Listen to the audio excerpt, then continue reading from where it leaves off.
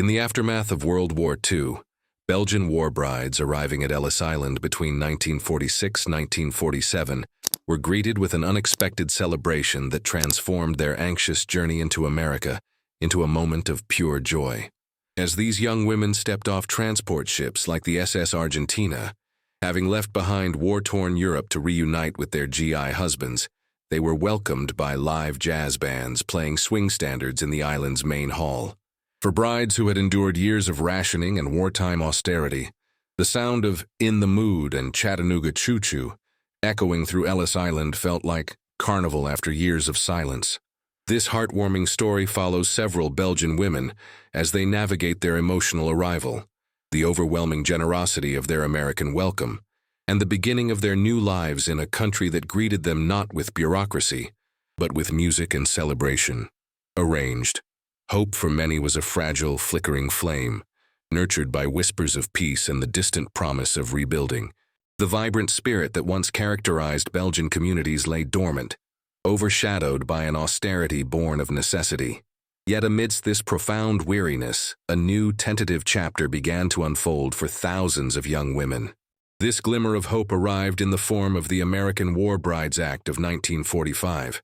Passed by the U.S. Congress, this crucial piece of legislation offered a lifeline, a formal pathway for foreign spouses of American servicemen to travel to the United States with special visas. It wasn't merely a bureaucratic formality. It was an invitation to a new life, a chance to reunite with the men they had married, often hastily, amidst the chaos of war, and to build futures far removed from the rubble and rationing of Europe. For approximately 1,000 Belgian women, many of whom had fallen in love with American soldiers during the country's liberation in 1944-45, this act was a personal declaration of a fresh start. The promise it held was immense: stability, prosperity, and the joyous prospect of family life in a land untouched by the recent devastation.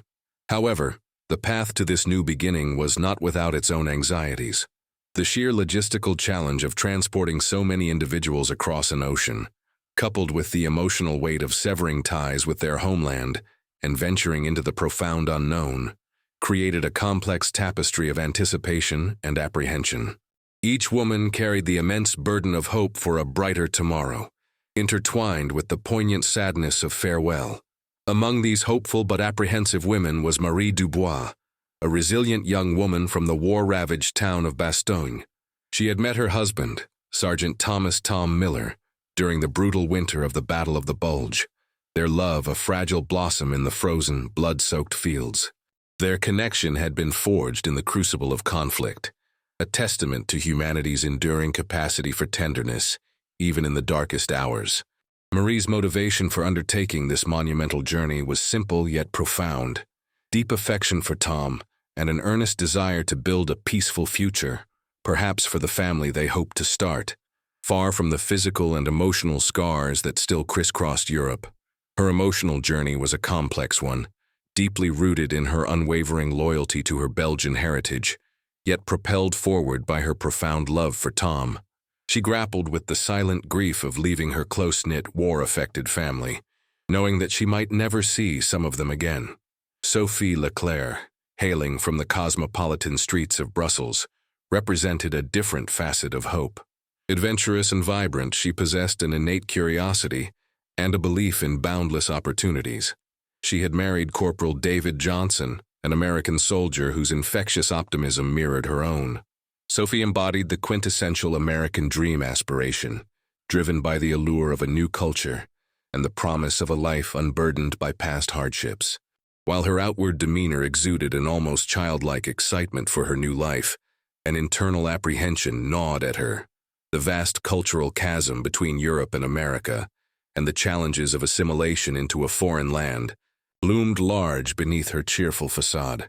She imagined the towering skyscrapers and bustling cities, yet felt a pang of homesickness for the familiar charm of Brussels, a city slowly finding its feet again. Anneliese Schmidt, a German-speaking Belgian, carried a quieter, more reserved hope. Her marriage to Lieutenant Robert Peterson offered more than just love. It presented a vital escape. In post-war Belgium, her German-speaking heritage could, at times, draw unwanted suspicion.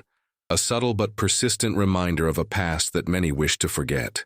The journey to America, therefore, held an added urgency for Annalise, a chance for a fresh start, a new identity where her background would not be a source of judgment. Her quiet resolve and unwavering commitment to Robert were her anchors. She was a woman of few words, carrying the subtle burden of past prejudice, yet fiercely determined to carve out a place of belonging and acceptance in her new world. Her dream was to integrate fully, to master English, and to leave behind any lingering shadows that had followed her. The day of embarkation was a blur of heightened emotions. At the docks, a bustling, often somber atmosphere prevailed. Families clutched each other, their goodbyes a mixture of tears and strained smiles, each farewell a heavy punctuation mark in the lives being redefined. Marie's mother pressed a small, worn rosary into her hand, her eyes glistening with unshed tears. Sophie's younger sister, bright-eyed but tearful, promised to write every week. Annalise's parents, stoic yet heartbroken, offered quiet blessings. The women then ascended the gangplanks onto massive transport ships like the SS Argentina and the USS George Washington. These vessels, once troop carriers, were now repurposed for a very different kind of passenger. Inside, they were a microcosm of diverse hopes and shared anxieties, cramped quarters, communal dining halls, and rudimentary facilities where privacy was a luxury. These ships, though offering passage to a new world, were also temporary prisons of anticipation, carrying their precious cargo into the vast, unknown expanse of the Atlantic. Life aboard the troop ships was a unique and often challenging experience. Hundreds of war brides shared cramped quarters, their bunks stacked high in dormitories. The days settled into a rhythm of communal meals, often bland and repetitive, followed by hours spent on deck, gazing at the endless horizon, or below, in hushed conversations. Facilities were rudimentary. Fresh water was scarce, and the constant rocking of the ship led to widespread seasickness, particularly during rougher passages. Yet, amidst these discomforts, an unexpected sense of camaraderie blossomed. Bonds were forged quickly, a collective support system forming among women who understood each other's fears and dreams implicitly. They exchanged stories of their GI husbands, shared precious, often blurry photographs, and speculated endlessly about their future homes, a bustling St. Louis, the open plains of Denver, or the sunny coasts of California. The unspoken questions hung in the air. What would America be like? Would their husbands still be the same? Marie's worries, in particular, gnawed at her. She often found herself staring at Tom's photo, wondering if his family would accept a foreigner into their midst. Would her accent be an insurmountable barrier? Would she ever truly feel at home, or forever remain an outsider? Sophie, on the other hand, was consumed by excitement. She imagined a land of endless possibilities, of vibrant cities and boundless freedom. Yet, even her enthusiasm was tinged with a subtle pang of homesickness for the familiar sights and sounds of Brussels, a place that, despite its scars, was undeniably hers. Annalise, ever the pragmatist, embraced the journey with a quiet resolve. She spent hours poring over a tattered English dictionary, her lips silently forming new words. Her determination to learn, to integrate fully, was absolute. She harbored a fervent hope that in this new land, she could shed the subtle burden of past prejudice and truly belong. As the days turned into weeks, a palpable buzz began to ripple through the ships. Land was sighted, a faint smudge on the horizon that grew steadily larger. The air crackled with anticipation, a mix of elation and profound nervousness. Then came the moment immortalized in countless stories, the symbolic first glimpse of the Statue of Liberty. Standing majestically, a beacon of hope and freedom, she seemed to welcome them personally, her torch illuminating the promise of their new lives. For many, it was an overwhelming, emotional harbinger, bringing tears to their eyes. Marie wiped away a tear, feeling a surge of emotion she couldn't quite name. Sophie gasped, her hand flying to her mouth, a vision of America truly coming alive. Annalise, usually reserved, allowed a small, genuine smile to grace her lips. The enormous ships carrying their precious cargo edged closer, finally reaching the shores of Ellis Island. The gateway to America lay open before them, the weight of their journeys culminating in this singular, momentous arrival. Ellis Island, though now reopened as a temporary clearinghouse specifically for war brides and their children, still retained an air of solemn formality. The vast main hall, once a processing center for millions of immigrants, now awaited a new wave of arrivals. As the women disembarked, the initial scene was orderly yet overwhelming. Long lines snaking through cavernous rooms, hurried medical checks, and formal interviews conducted by stern-faced officials. It was a stark reminder of the bureaucratic process that underpinned their passage, momentarily overshadowing the grand dreams they carried. They sat on hard wooden benches, clutching their meager belongings. A worn suitcase, a hatbox, a small purse, their faces a mixture of exhaustion and anxiety. The air hummed with the murmur of different languages, a cacophony of French, Dutch, German, and English, punctuated by the cries of restless children. The waiting game began, and with each passing moment, anxiety mounted. The fear of being held back, of facing unexpected complications or even worse, rejection, hung heavy in the air. Marie watched a woman ahead of her struggle to answer a question, her brow furrowed with concern. Sophie nervously clutched her husband's photograph, her earlier exuberance giving way to a quiet apprehension. Annalise, ever observant, noted the serious expressions of the officials, reinforcing her determination to remain composed. The austere institutional environment of the hall stood in stark contrast to the vibrant, hopeful visions they had nurtured during their long voyage. It was here, in this moment of heightened tension, that a subtle, almost imperceptible shift began to occur. A strange rhythmic sound, faint at first, began to cut through the mundane hum of voices and shuffling feet. Heads began to turn, whispers rippled through the crowded hall, as people tried to discern the source of this peculiar new sound. It was distinct, unexpected, and utterly out of place in the otherwise sterile environment. Then, without warning, the sound intensified, blossoming into a vibrant explosion of brass and drums. Small jazz and swing bands, assembled by the U.S. Army and the USO, erupted into popular standards of the era. The infectious rhythm of Glenn Miller's In the Mood, followed by the lively Chattanooga Choo Choo. Musicians in crisp military uniforms, their instruments polished to a gleam, had transformed a designated area of the main hall into an impromptu stage. The sheer audacity of it, live music, a celebratory din in a place usually reserved for solemn processing, was breathtaking. Adding to this extraordinary welcome were homemade banners, large and colorful, held aloft by smiling military personnel and USO volunteers. These weren't official printed signs, but rather heartfelt handwritten messages that resonated deeply with the new arrivals.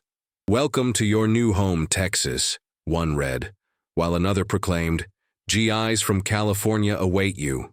Each banner, with its scrawled state or city name, served as a direct personal link to the husbands waiting, to the homes they were about to build, and to the lives that were about to begin. It was a spectacular, almost surreal spectacle, breaking through the layers of their accumulated weariness and anxiety with an undeniable burst of American warmth and generosity. The effect was instantaneous and overwhelming. For women who had endured years of silence, of rationing, and the grinding solemnity of post-war Europe, this sudden burst of vibrant, spontaneous music was an emotional bombshell. The sensory shock was profound. The sharp, clear notes of the trumpet, the smooth glide of the saxophone, the rhythmic thrum of the bass. It was life, loud and exhilarating, after an eternity of quiet despair. Tears flowed freely, but these were no longer tears of apprehension or sadness. They were tears of immense relief and overwhelming happiness. Laughter bubbled up, light and infectious, spreading through the hall like a contagion. Some brides, emboldened by the irresistible swing of the music, began to sway gently, even attempt a hesitant dance step, a shared moment of unexpected celebration that transcended language barriers and cultural divides. Marie, usually composed, felt a sudden, profound release. The music washed over her, dissolving years of wartime stress, of fear for Tom, and of uncertainty for her future. Tears streamed down her face, but a joyous smile broke through. In that moment, she felt genuinely wanted, truly welcomed, as if America itself was embracing her. The harsh edges of the immigration process softened, blurred by the vibrant, generous sounds filling the air. Sophie, ever the enthusiast, was completely enthralled. She found herself clapping along, her foot tapping, and soon she was joining hands with a few other young women, swaying and laughing. The music confirmed her most optimistic visions of America, a lively, joyful place where dreams were not only possible but celebrated. For her, this was America personified. Annalise, who had maintained her stoic demeanor throughout the journey, felt a cautious, almost disbelieving smile spread across her lips. The tension that had resided in her shoulders for so long finally began to dissipate. The brassy notes and rhythmic beats were a balm to her weary spirit, a glimmer of hope that she would indeed find acceptance and belonging in this new land. This was not the cold, bureaucratic welcome she had anticipated, but something entirely different, entirely warmer. The historical accounts of that time echoed these sentiments perfectly, as recounted in the Belgian War Brides project. It was like Carnival after years of silence. This was more than just a musical performance. It was a psychological phenomenon. It was an affirmation that their sacrifices, their bravery, and their love were recognized and celebrated. This vibrant, unexpected warmth softened the harsh realities of their arduous journey, transforming a moment of potential anxiety into one of profound joy and belonging. It left an indelible mark, a powerful first impression that spoke volumes about the generous spirit of a nation welcoming its newest daughters.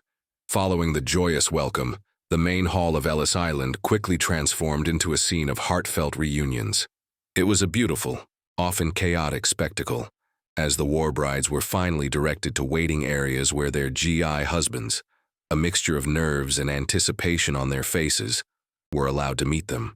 Amidst the flurry of activity, tears, and excited chatter, each couple found their moment. Marie spotted Tom first, his familiar silhouette standing taller than the other men. A gasp escaped her lips and she ran into his outstretched arms, burying her face in his uniform, the scent of him instantly familiar and comforting. Their embrace was powerful, long awaited, filled with unspoken promises for a future finally within reach. Tears flowed freely from both of them, a release of years of longing and fear.